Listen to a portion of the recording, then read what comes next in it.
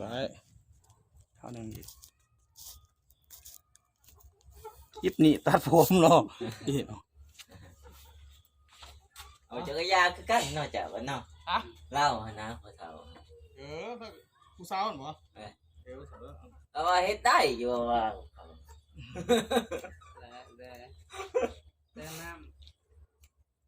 ำมีลูกกันบ่มีก็เบิ่งแต่น้ำนี่คือน้ำบ่ศักดิ์สิทธิ์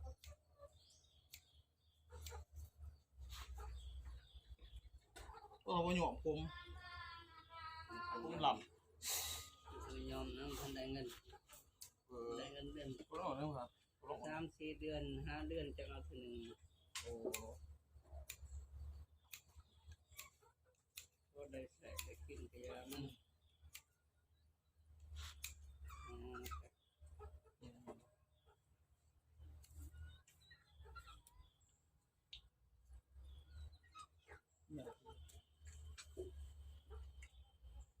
ผมหาผมอ่อน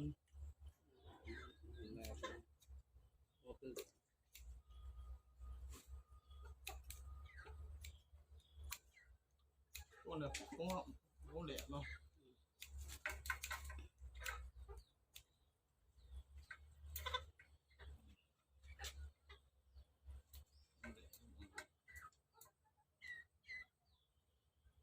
สุดยอดเลย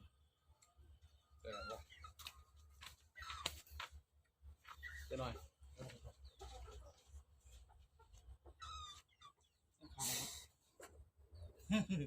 ตัดบ่ครับบ่ได้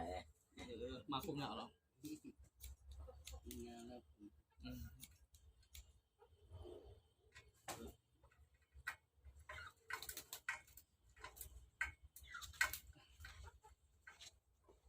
คิวเท่าไว้ตัวคิว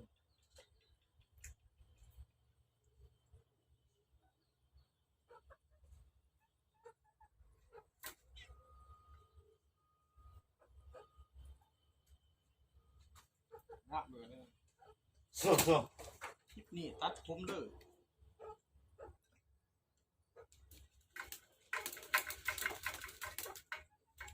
เอาทำนี้ก่อนซะโซ่เอาคลิปนี้สนิทก่อนดูก่อน